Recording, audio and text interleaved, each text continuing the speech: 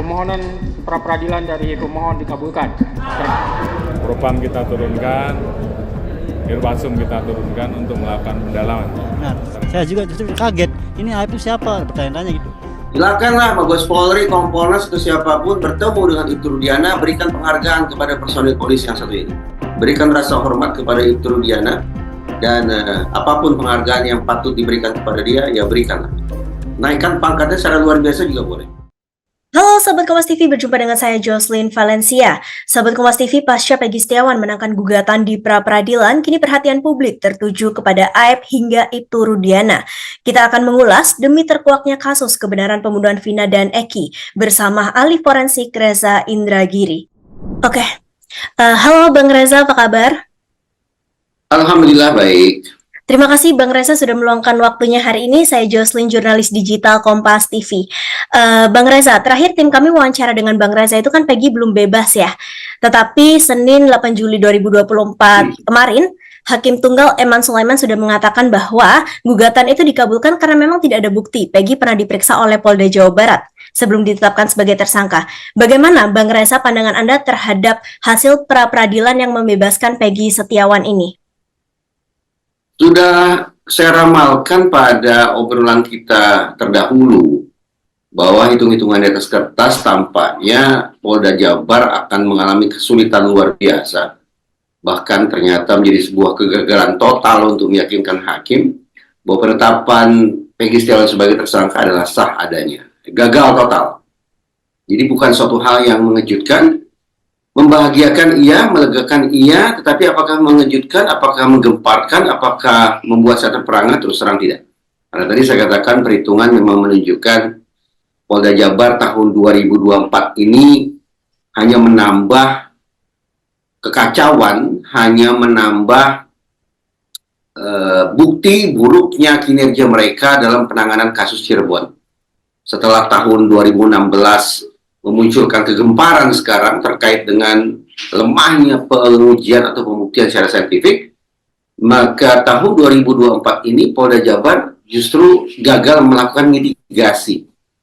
Artinya, situasi pengungkapan kasus Cirebon yang sudah buruk di tahun 2016, tahun 2024 semakin diperburuk lagi dengan adanya upaya Polda Jabar menersangkakan Peggy Setiawan. Baik, Bang Reza, bagaimana dari Bang Reza sendiri melihat sosok Peggy pasca bebas? Apakah bebasnya Peggy ini bisa menjadi titik terang, Bang Reza, untuk terungkapnya kebenaran kasus pembunuhan Vina dan Eki? Saya kebetulan sudah bertemu dan berbincang langsung dengan Peggy Setiawan. Betapapun hasil pemeriksaan psikologis terhadap Peggy Setiawan, sebagaimana diungkap di ruang sidang pra-peradilan, menyebut Peggy sebagai sosok yang manipulatif, IQ-nya di bawah standar, dan juga dikenal suka berbohong. Tapi begitu saya bertemu dengan orang ini, saya menganggap orang ini cerdas, orang ini jujur, orang ini layak dipercaya. Dengan demikian, tampaknya memang tumbang, hancur dengan sendirinya narasi pembunuhan berencana yang kadung dibangun oleh Polda Jabar. Kalau Peggy Setiawan yang notabene diembel-embeli sebagai orang yang mengotaki saja ternyata lolos dari jerat hukum, lepas dari lubang jarum, berstatus sebagai orang bebas merdeka sekarang, maka bagaimana mungkin kemudian otoritas penegakan hukum bisa mempertanggungjawabkan bahwa 8 orang yang berstatus terpidana itu adalah kaki tangan, adalah para eksekutor lapangan yang sudah diorkestrasi oleh Peggy Setiawan. Karena itu saya membayangkan bahwa pasca sidang pra-peradilan, tepatnya pasca keluarnya putusan pra-peradilan, tampaknya akan bertubi-tubi upaya hukum luar biasa berupa peninjauan kembali yang akan dilakukan oleh para terpidana. Lagi-lagi, sekarang saya juga membangun sebuah prediksi bahwa hitung-hitungan di atas kertas, tampaknya upaya peninjauan kembali atau PK yang dilakukan oleh para terpidana itu nanti akan bisa mengubah nasib mereka 180 derajat. Apalagi seandainya sebagai alat bukti baru atau novum, pihak terpidana melalui penasihat hukum mereka juga menyerahkan bukti-bukti komunikasi elektronik para pihak, baik para terpidana maupun para korban pada malam jahanam di tahun 2016 tersebut. Baik, Bang Reza. pasca Peggy bebas ini, Bang, terdapat bermunculan opini publik yang menyebabkan Peggy ini tersangka, mulai dari dugaan keterangan palsu Aep, Dede, Mel.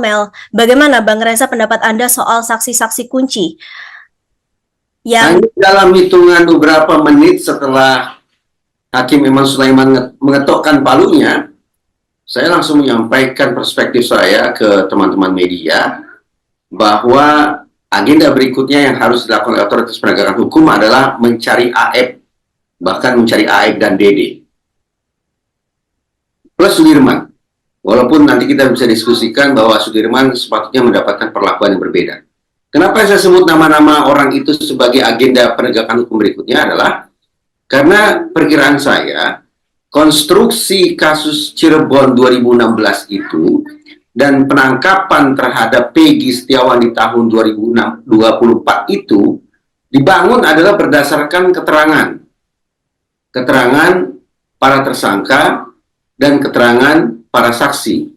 Keterangan para tersangka yang hari ini sudah berstatus sebagai terpidana itu saya khawatirkan merupakan keterangan yang diperoleh dengan cara-cara yang intimidatif, cara-cara abusif, cara-cara penuh kekerasan, sehingga interrogator alih-alih mencari keterangan sesuai dengan kenyataan, tapi justru memaksakan para terperiksa, memaksakan para tersangka agar menyampaikan keterangan sebagaimana yang diinginkan oleh para interrogator mereka. Termasuk keterangan berupa munculnya nama sekian banyak DPO. Nah, kerja Polda Jabar tahun 2024 pun saya pikir mengacu pada itu. Mengacu pada daftar DPO yang sekali lagi keluar dari mulut para tersangka yang notabene menyampaikan keterangan mereka karena sudah mendapatkan perlakuan sewenang-wenang, perlakuan kejam selama mereka menjalani interogasi. Itu perkiraan saya.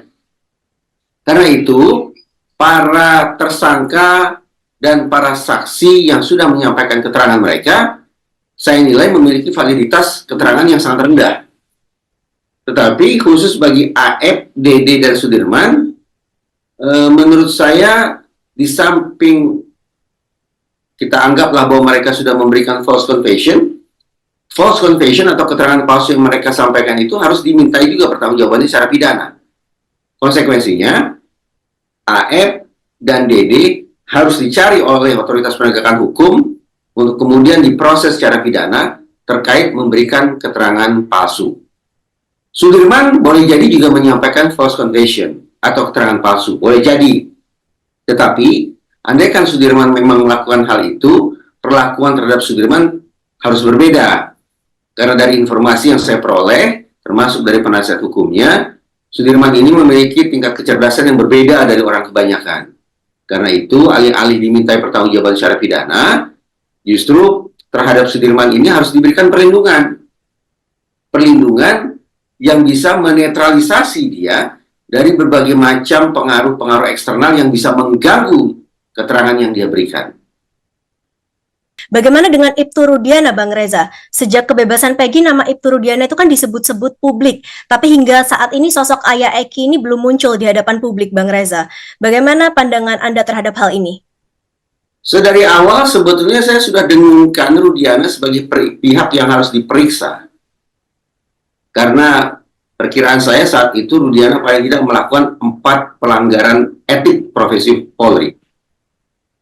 Pelanggaran pertama adalah terkait dengan menyampaikan laporan palsu, menyampaikan keterangan palsu.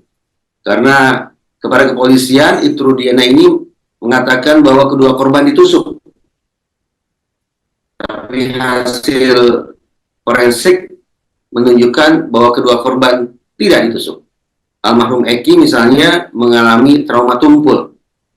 Almarhum Vina mengalami trauma tumpul dan trauma tajam. Tapi trauma tajam yang dialami oleh almarhumah Vina juga bukan merupakan tusukan. Itu pelanggaran etik pertama yang dulu saya sebut dilakukan oleh Ibtu Rudiana. Pelanggaran etik kedua, perkiraan saya Ibtu Rudiana sudah melakukan orkestrasi atau bahkan mungkin menggunakan tangannya sendiri untuk melakukan penganiayaan terhadap para terperiksa, terhadap para tersangka.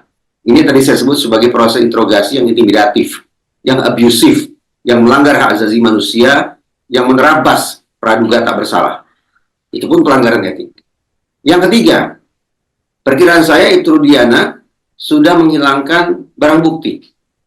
Kalau memang Ibtu Rudiana melaporkan bahwa kedua korban ditusuk, apalagi misalnya ada samurai panjang, ada samurai pendek, di mana gerangan barang bukti itu? Kalau tidak dihadirkan di persidangan, tidak bisa ditunjukkan, maka jangan-jangan memang sudah dihilangkan. Itu kemungkinan pelanggaran etik yang ketiga. Yang keempat, Ibtu Rudiana ini ternyata sudah melakukan pengamanan secara langsung, seolah-olah menjadi penyidik. Sementara kasus yang dia tangani adalah kasus yang menyangkut nasib anaknya sendiri. Dengan demikian ada potensi konflik kepentingan di situ. Nah, ketika petugas tidak lagi bisa mempertahankan sikap objektifnya dalam menangani suatu kasus, maka ini pun merupakan bentuk pelanggaran etik. Dulu, saya sebutlah 4 hal ini sebagai pelanggaran etik profesi Polri yang dilakukan oleh Ibtu Rudiana. Tapi ternyata anggapan saya keliru total. Karena setelah menjalani pemeriksaan oleh Propam dan Irwasum Polri, disimpulkanlah bahwa Ibtu Rudiana, bukan Ibtu Rudiana, Kadif Humas Mabes Polri menyebut bahwa Rudiana selaku orang tua korban tidak melakukan pelanggaran etik apapun. Ya sudah jelaslah. Kalau Kadif Humas secara terbuka menyebut Ibtu Rudiana selaku orang tua korban, ya sudah jelas selaku orang tua korban tidak ada pelanggaran etik apapun yang dilakukan. Nah, sepatutnya kepada Ibtu Rudiana ini diperiksa selaku personil Polri. Ya. Dan saya juga tidak tahu apakah simpulan bahwa tidak ada pelanggaran etik apapun itu dibangun murni berdasarkan pemeriksaan secara objektif ataukah berdasarkan belas iba antara satu personil polisi terhadap personil polisi lainnya. Belas iba yang ditunjukkan, simpati yang diberikan oleh Propam dan Irwasum kepada anggota Polri bernama Rudiana, Ibtu Rudiana. Saya tidak tahu seberapa jauh kemungkinan itu bermain-main di kepala para pemeriksa. Tetapi, apa boleh buat? Setelah saya menyimak simpulan dari Kadif Humas Mabes Polri, saya tanda petik harus meminta maaf ini kepada Ibtu Rudiana. Karena sudah berburuk sangka terhadap dia. Justru, pengumuman dari Kadif Humas Mabes Polri seolah menunjukkan bahwa Ibtu Rudiana ini adalah contoh personil Polri yang teladan, yang harus dapat penghargaan. Yang sayangnya tahun ini ternyata tidak mendapatkan Google Award. Mudah-mudahan tahun-tahun berikutnya dia akan dapat Google Award.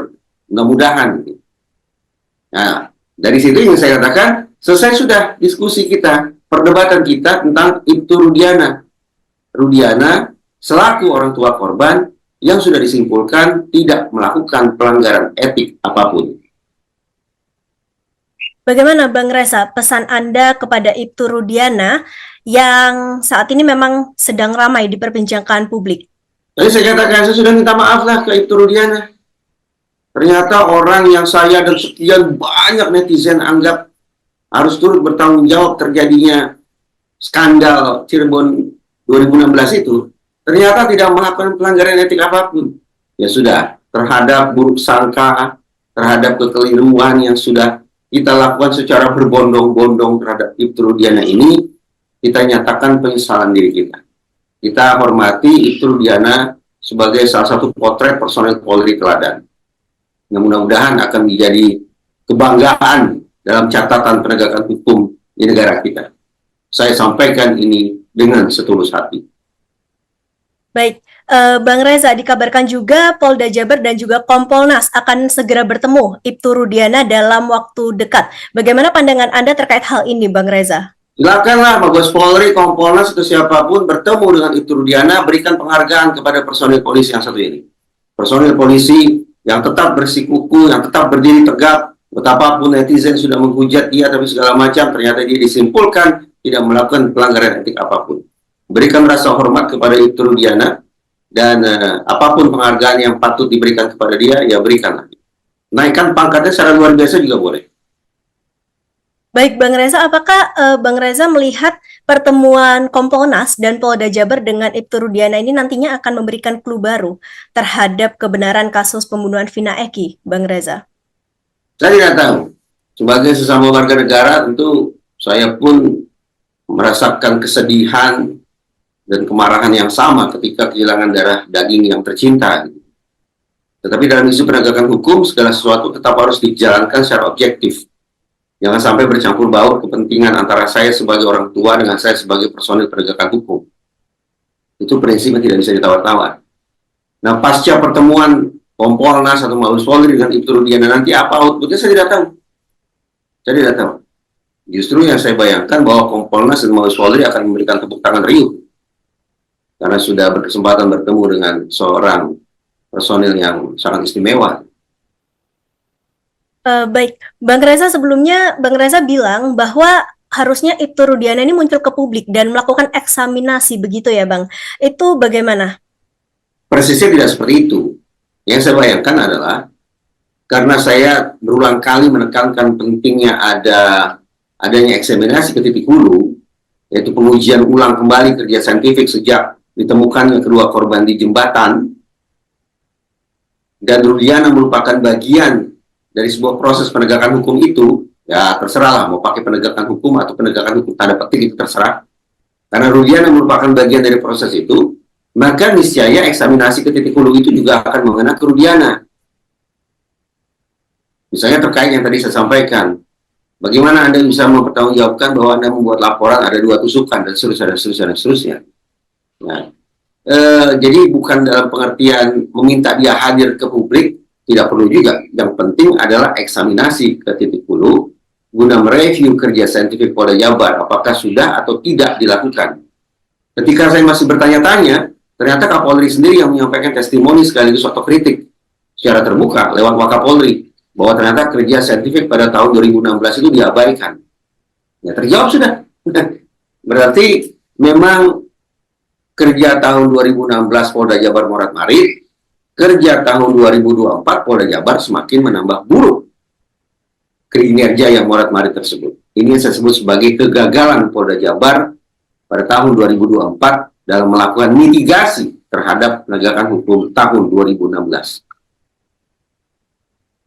Baik, kita beralih kembali, Bang Reza, dari Ibtu Rudiana ke AEP. Bagaimana Bang Reza, dugaan keterangan palsu oleh AEP yang dilaporkan Peradi, bagaimana Anda melihat hal ini?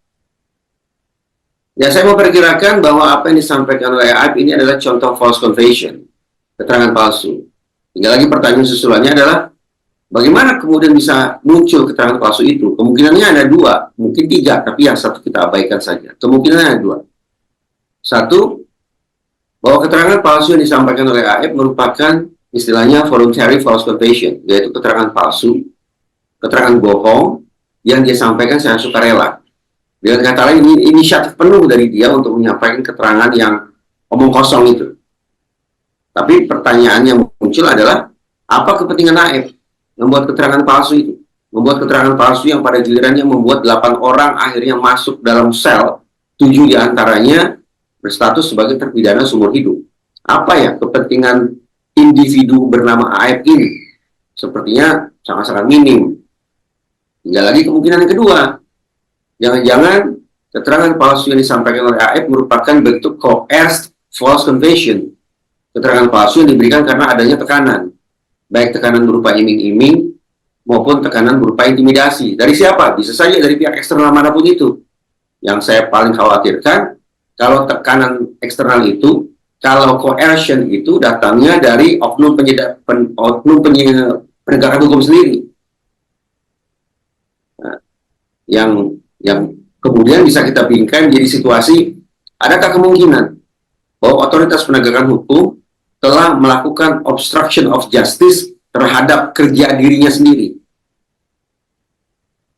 Adakah kemungkinan oknum penegakan hukum telah melakukan perintangan penyidikan terhadap kerja yang dilakukan oleh lembaganya sendiri? Nah, ini yang sepatutnya diurai. Masalah obstruction of justice ini kemungkinan-kemungkinannya harus diurai. Tapi izinkan saya untuk skeptis bahwa aspek ini akan diungkap. Kenapa? Tadi saya katakan, Propam dan Irwasum dari Mabes Polri sudah turun langsung ke lapangan pun, simpulannya ya ini tadi, tidak ada pelanggaran etik. Seorang teman yang nyinyir mengatakan begini, oh jangan-jangan Propam dan Irwasum tidak melakukan investigasi, tapi sebatas konfirmasi. Kalau konfirmasi berarti pertanyaannya, apakah Anda menghilangkan barang bukti? Jawabannya tidak. Oh ya tidak, catat tidak. Apakah Anda melakukan intimidasi? Tidak. Oh ya, jawabannya tidak. Apakah Anda mempengaruhi saksi AF? Jawabannya tidak. Oh ya, tidak. Itu namanya konfirmasi. Nah, ada teman yang beranggapan jangan-jangan nih, yang dari Mabes Polri datang ke daerah bukan untuk investigasi, bukan untuk melakukan audit investigasi internal misalnya, tetapi melakukan konfirmasi saja. Pantas kemudian temuannya lempeng saja begitu. Seolah tidak ada persoalan apapun pada kasus Cirebon ini. Dan itu juga yang tampak ketika betapapun Kapolri, lewat Wakapolri sudah mengatakan kerja tahun 2016 itu sangat lemah pada aspek kerja saintifiknya. Tapi hingga hari ini saya belum melihat ada langkah nyata untuk menindaklanjuti otokritik Kapolri itu sendiri. Saya yang notabene warga sipil biasa menyimak pernyataan Kapolri itu laksana sebuah perintah. Tapi ternyata bawahannya Kapolri pun sampai hari ini saya belum melihat itu adanya pergerakan yang nyata dari mereka untuk mereview kerja saintifik di tahun 2016 itu. Apakah kita ingin mengatakan bahwa ini pembangkangan terhadap Kapolri? Ataukah kita ingin mengemas menjadi sebuah narasi di mana Kapolri kehilangan power untuk menggerakkan anak buahnya? Jangan-jangan karena seiring dengan mendekatnya masa pergantian kepemimpinan, Kapolri pun seolah-olah tidak didengar lagi oleh para bawahannya. Kesan itu muncul. Kenapa? Karena sekali lagi, di media tidak ada itu pemberitaan bahwa pasca Kapolri mengeluarkan otokritik sekaligus testimoni, ada pergerakan nyata di publik, maksud saya ada pergerakan nyata oleh otoritas penegakan hukum untuk menindaklanjuti testimoni tersebut. Baik, Bang Reza, sebenarnya bagaimana seharusnya polisi ini bisa menguak kasus ini? Tadi saya katakan, eksaminasi ke titik hulu. Di kemudian hari, pendapat saya ini terbenarkan secara tidak langsung. 100% terbenarkan oleh otokritik Kapolri. Jangan cari-cari DPO, tapi review kerja saintifik. Ya silakan tunjukkan saja, ada tidak kerja saintifik itu? Pasca sidang pra-peradilan Peggy Setiawan, saya belum menyimak tuh ada pemberitaan bahwa Polda Jabar atau Mabes Polri melakukan pergerakan untuk mereview kerja saintifik itu. Saya belum melihat itu. Silakan cek media, kalau ada tunjukkan ke saya, supaya saya bisa mengubah perspektif saya terkait dengan keseriusan Polri untuk mengungkap kasus Cirebon 2016 secara terang benderang. Baik. Terang benderang yang saya maksud adalah tuntas, menyeluruh, objektif, transparan. Objektif punya dua pengertian. Satu, bagaimana pengungkapan kasus, bagaimana penegakan hukum dilakukan sesuai dengan koridor hukum yang berlaku. Penghormatan terhadap asasi manusia, pengakuan terhadap praduga tak bersalah, menghindari cara-cara intimidatif dalam melakukan pemeriksaan terhadap para tersangka misalnya. Dan juga objektif dalam pengertian yang kedua, yaitu pengungkapan kasus dilakukan sedisiplin mungkin dengan kaidah-kaidah saintifik. Bang Reza, bagaimana peluang 7 terpidana lain dan Saka Tatal yang mengajukan PK ini menurut Anda? Tadi sudah saya tinjau. Pasca putusan pra-peradilan, perkiraan saya para terpidana akan berbondong-bondong mengajukan peninjauan kembali. Prediksi saya, hitung-hitungan di atas kertas, nasib mereka akan berubah. Tapi ada syaratnya. Seberapa jauh mereka akan bisa meyakinkan hakim dengan alat bukti baru atau novum yang mereka miliki. Nah, terkait dengan alat bukti baru atau novum ini, untuk kesekian kalinya di Kompas saya ingin tandaskan satu hal yang mudah-mudahan bisa disimak secara baik oleh para citizen dan netizen. Untuk kemudian bersama-sama kita, dengan cara yang konstruktif, menyemangati Mabes Polri untuk mencari bukti yang satu ini, yang akan saya sebutkan ini. Yaitu bukti komunikasi via gawai para pihak pada malam Jahanam tahun 2016 tersebut. Kenapa bukti komunikasi elektronik sangat penting?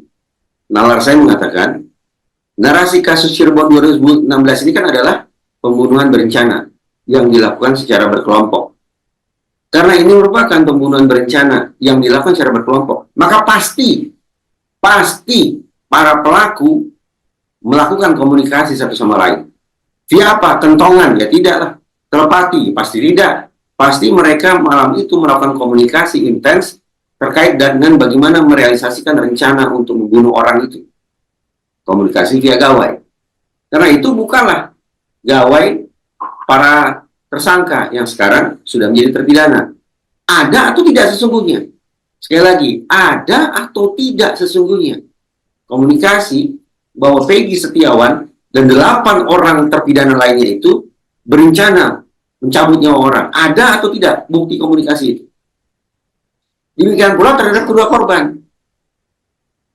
Ada tidak komunikasi via gawai yang mereka lakukan dengan keluarga, dengan teman, dengan siapapun itu, yang mengindikasikan bahwa mereka malam itu berada dalam situasi berbahaya. Ada ancaman yang bisa menghilangkan nyawa mereka. Ada ketakutan yang amat sangat dahsyat. Ada kengerian, ada keinginan untuk menyelamatkan diri, dan seterusnya, dan seterusnya. Ada tidak itu tercermin dalam komunikasi kedua korban? Nah, kalau bukti komunikasi para pihak ini diungkap, perkiraan saya, nasib para terpidana akan berbalik 180 derajat. Dari yang semula berstatus sebagai terpidana seumur hidup, tidak tertutup kemungkinan akan berubah menjadi status manusia bebas merdeka kembali, seperti kita. Dan itu artinya, simpulan kita tentang kasus Cirebon 2016 pun akan banting setir berbalik arah sedemikian tajam. Nah, ini sekali lagi, bukti komunikasi elektronik merupakan novum, merupakan alat bukti baru yang amat sangat krusial, yang akan mengubah status para terpidana, dan boleh jadi akan memunculkan implikasi terhadap nasib para penyidik tahun 2016. Apakah hadirnya Peggy Cianjur ini bisa berpotensi memberikan clue baru juga nantinya, Bang Reza? Saya tidak tahu di mana relevansi Peggy Cianjur itu. Bahkan sesungguhnya, tadi sempat saya katakan, nama-nama para DPO, termasuk Peggy, terserah Peggy yang mana itu, ada atau tidak sesungguhnya. Perkiraan saya nama-nama para DPO itu munculnya dari keterangan para saksi dan para tersangka. Para tersangka yang notabene diperiksa dengan cara-cara kekerasan. Datang keterangan dari para saksi yang saya tidak tahu apa sesungguhnya kepentingannya. Karena itu, munculnya 3 nama para DPO, termasuk Peggy. Sekali lagi, Peggy yang manapun itu, ada atau tidak sesungguhnya Peggy itu, adalah merupakan potret tentang keterangan dari para saksi, keterangan dari para tersangka yang validitasnya sangat-sangat rendah. Inilah alasan mengapa saya berulang kali tandaskan Polri harus bergeser dari pengungkapan kasus yang terlalu mengandalkan pada mencari keterangan, digeser ke pencarian bukti saintifik.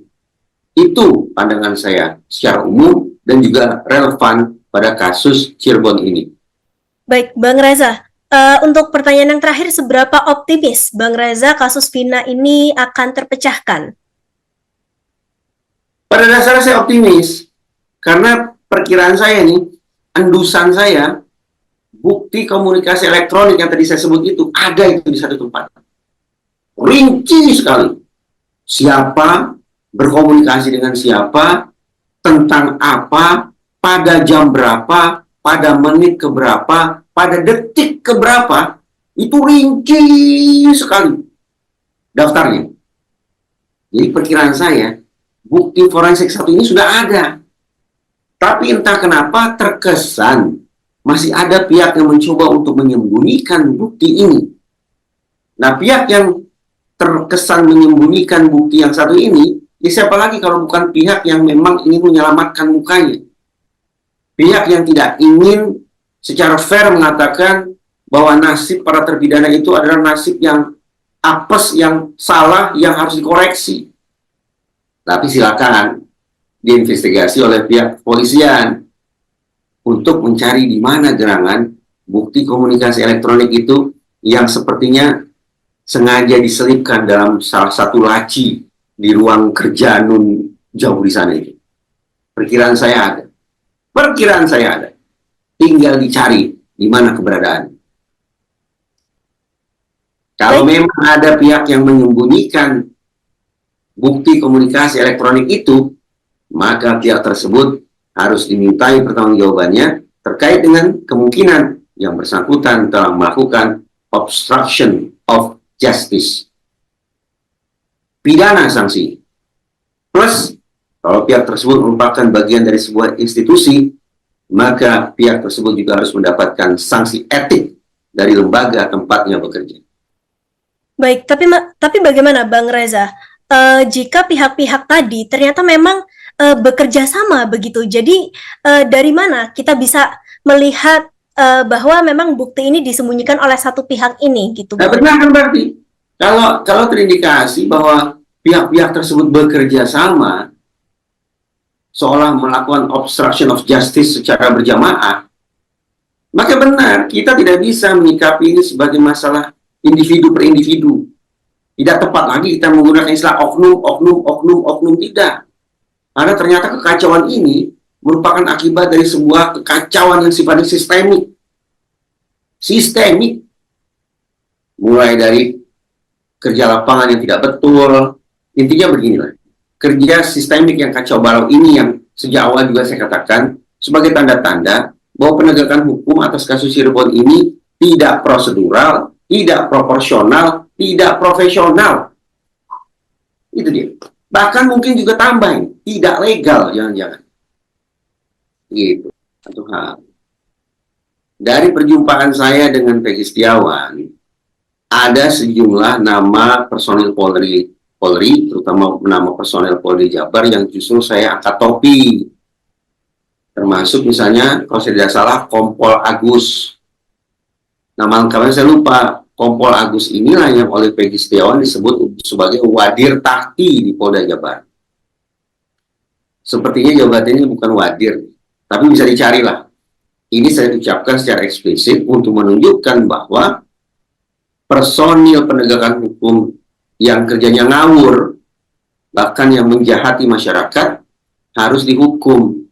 Tapi personil penegakan hukum yang punya jiwa humanis, yang memperlakukan manusia sesuai dengan harkat martabatnya, yang mengayomi, yang melindungi, yang menjalankan kerja penegakan hukumnya secara profesional, personil polisi semacam ini, termasuk semisal Kompol Agus, perlu diberikan apresiasi, dianggap sebagai contoh personil Polri yang teladan, yang sejati. Ini yang sungguh-sungguh dari hati yang paling dalam, saya ingin berikan rasa hormat kepada personil-personil Polri seperti Kompol Agus di Polda Jawa Barat. Semoga beliau menyimak pernyataan saya ini, dan semoga Pak Kapolri juga menyimak untuk tahu persis bahwa betapapun tidak mendapatkan Google Award, tapi ada orang nun jauh di dalam ruang tahanan sana yang berseragam tribrata dengan tindak tanduk yang sangat membanggakan hati saya.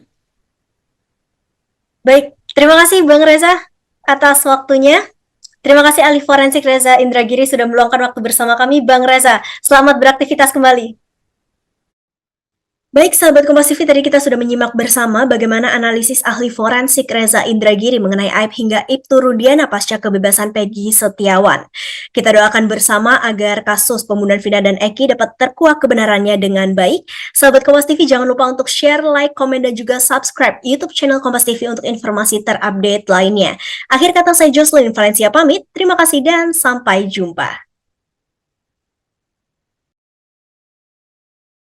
Hari ini, informasi bertebaran, menyebar sangat cepat dan begitu mudah diakses.